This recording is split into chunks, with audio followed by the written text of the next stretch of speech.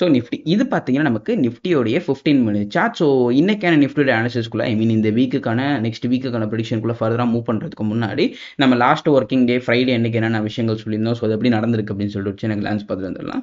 So Friday அன்னைக்கான வீடியோஸில் நான் ட்ரெண்டை பொறுத்த வரைக்கும் ஒரு கிளியரான வியூ பாயிண்ட் எனக்கு இப்போதைக்கு இல்லை. மார்க்கெட் மேலேயும் போகலாம் கீழேயும் போகலாம், ஒரு மாதிரி மிக்ஸ்டான சைடில் தான் நான் இப்போதைக்கு பார்க்குறேன் அப்படிங்கிறத சொல்லியிருப்பேன். அண்ட் ஆஸ் எக்ஸ்பெக்டட் மார்க்கெட்ஸ் வந்துட்டு ஓப்பனிங் என்ன தான் அப்பில் கொடுத்தாலும் அகைன் அதுக்கப்புறம் ஒரு டவுன், அதுக்கப்புறம் ஒரு கன்சல்டேஷன், அதுக்கப்புறம் ஒரு டவுன், அகைன் அதுக்கப்புறம் ஒரு அப்.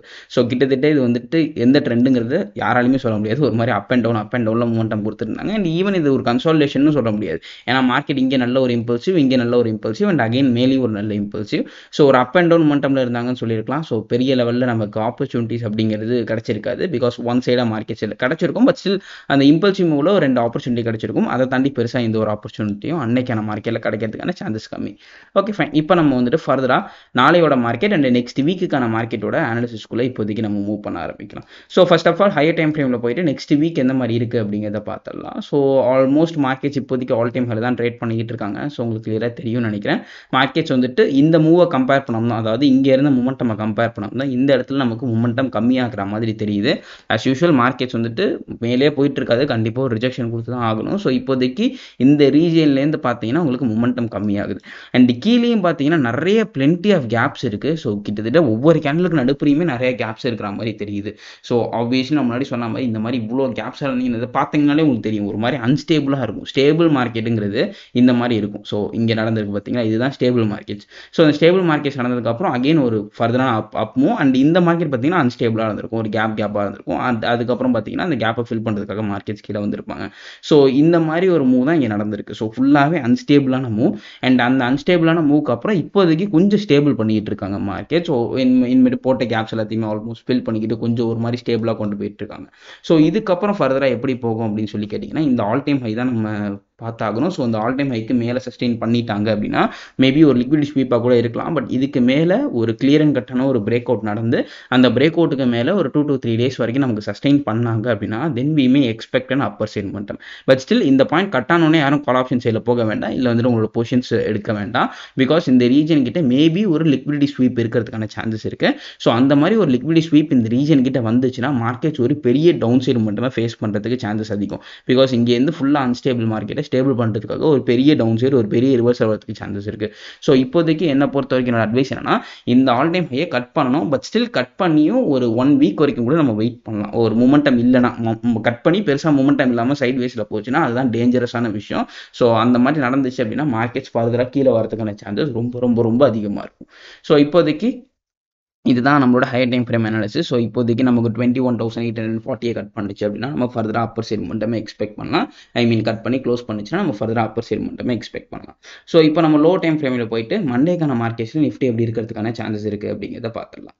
So as I told before markets வந்துட்டு இந்த ரீஜன் கிட்டே இருக்கோம்னு தான் சொல்லியிருப்பேன். இங்கே இடத்துல ஒரு தெளிவான லிக்விடி ஸ்வீப். ஸோ சப்போஸ் இது கட் பண்ணாங்க அப்படின்னா மார்க்கெட் ஸ்ட்ரக்சர் ஷிஃப்ட் ஆகி மார்க்கெட்ஸ் கீழே வரதுக்கு சான்சஸ் ரொம்ப அதிகமாக இருக்குன்னு சொல்லியிருப்பேன். அண்ட் அது எக்ஸ்பெக்ட் பண்ண மாதிரி மார்க்கெட் டவுன் சைடில் வந்திருந்தாங்க, அது வேறு விஷயம். ஸோ இப்போதைக்கு இப்போ நம்ம நெக்ஸ்ட் செகண்டரியாக இந்த ஸ்வீப்பை மார்க்கெட்ஸ் திருப்பி பிரேக் பண்ணி ஃபர்தராக அப்பில் கொடுப்பாங்களா அப்படிங்கிறத பார்க்கலாம். ஸோ அகைன் இந்த மூவை இப்போதைக்கு நமக்கு ஸ்ட்ரக்சர் ஷிஃப்ட் பண்ணிட்டு அப்பர் சைடில் மூமெண்டம் கொடுத்தாலும் கூட ஸ்டில் வந்துட்டு இந்த ஹையை கட் பண்ணலை இன்னும் மார்க்கெட்ஸ். ஸோ இப்போதைக்கு என்னை பொறுத்த வரைக்கும் குரூஷியல் பாயிண்ட் அப்படின்னு சொல்லி கேட்டிங்கன்னா இந்த ரீஜனை சொல்லியிருப்பேன், விச் இஸ் ஆல்மோஸ்ட் 21,630. ஸோ இந்த ரீஜனை மார்க் பண்ணி வச்சுக்கோங்க. ஸோ இந்த ரீஜன் ரொம்ப குரூஷியலாக இருக்கும். ஸோ எதனால் அப்படிங்கிறதையும் நான் சொல்லிடுறேன். இந்த ரீஜன் கிட்ட நமக்கு ஒரு ட்ரெண்ட் லைன் வரது உங்களுக்கு தெரிஞ்சிருக்கும். ஸோ இங்கே நமக்கு ஒரு கிளியரான ட்ரெண்ட் லைன். அண்ட் அகைன் பார்த்தீங்கன்னா மார்க்கெட்ஸ் வந்துட்டு இங்கேருந்து ஒரு சப்போர்ட் எடுத்துகிட்டு இந்த ரீஜன் கிட்டையும் ஒரு ட்ரெண்ட் லைனை கொண்டு போயிட்டு இருக்காங்க. ஸோ இப்போதைக்கு மார்க்கெட்ஸ் இந்த ஸ்ட்ரக்சரை கட் பண்ணணும் அப்படின்னா, அதாவது இப்போ போயிட்டு இருக்க கரண்ட் ஸ்ட்ரக்சரை கட் பண்ணணும் அப்படின்னா இந்த ரீஜனை கட் பண்ணுற மாதிரி இருக்கும். ஸோ இந்த ரீஜன் விச் இஸ் ஆல்மோஸ்ட் 21,630 கிட்ட வராங்க. ஸோ 21,630க்கு கீழே நமக்கு மார்க்கெட் சஸ்டெயின் பண்ணாங்க அப்படின்னா we can expect a down side momentum. So ஃபர்தராக மார்க்கெட் அங்கேருந்து கீழே வரதுக்கான சான்சஸ் இருக்குது.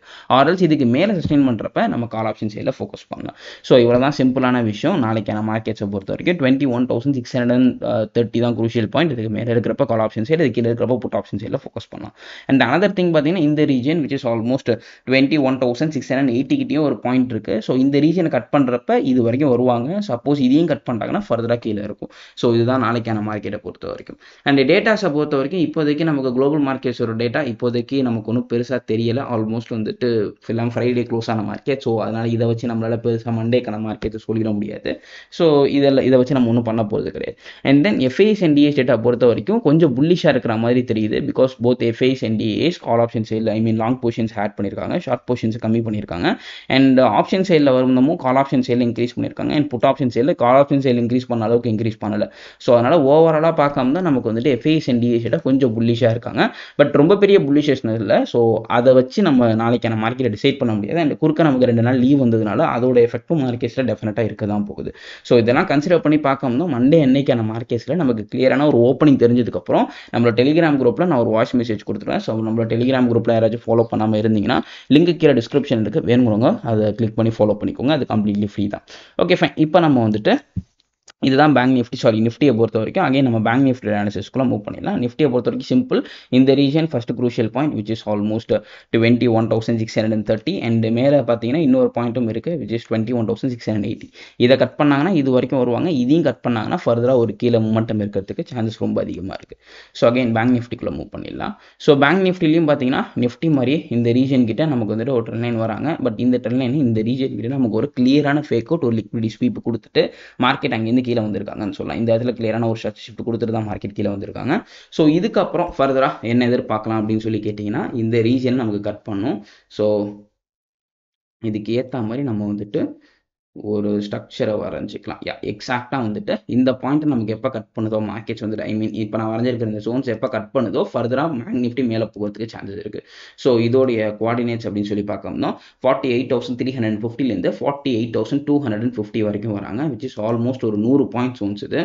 ஸோ அந்த 100 பாயிண்ட் ஜோன்ஸுக்கு மேலே நமக்கு நிஃப்டி சஸ்டெயின் பண்ணுற பட்சத்தில் நம்ம வந்துட்டு கால் ஆப்ஷன் சைடில் ஃபோக்கஸ் பண்ணலாம். ஆர்எல்ஸ் இதுக்கு கீழே சஸ்டெயின் பண்ணுற பட்சத்தில் நம்ம வந்துட்டு புட் ஆப்ஷன் சைடில் ஃபோக்கஸ் பண்ணலாம். ஸோ இவ்வளோ தான் பேங்க் நிஃப்டியை பொறுத்த வரைக்கும். அண்ட் நாளைக்கான மார்க்கெட்டில் நிஃப்டி அண்ட் பேங்க் நிஃப்டியோட சப்போர்ட் அண்ட் ரெசிஸ்டன்ஸ் பாயிண்ட்ஸ் நான் இங்கே மென்ஷன் பண்ணியிருக்கேன். ஸோ அதை மார்க் பண்ணி வச்சுக்கோங்க. நாளைக்கான மார்க்கெட்டில் இது உங்களுக்கு மேபி ரொம்ப யூஸ்ஃபுல்லாக இருக்கலாம். ஸோ ஹோப்ஃபுல்லி இந்த வீடியோ உங்களுக்கு ஹெல்ப்ஃபுல்லாக இருக்கும் அப்படின்னு சொல்லி நம்புறேன். இந்த வீடியோ உங்களுக்கு பிடிச்சிருந்துச்சு அப்படின்னா make sure like this video and also share this video with your friends. உங்களை அடுத்த வீடியோ பார்க்குறேன். Until then, this is Kannan signing off from Master Rates.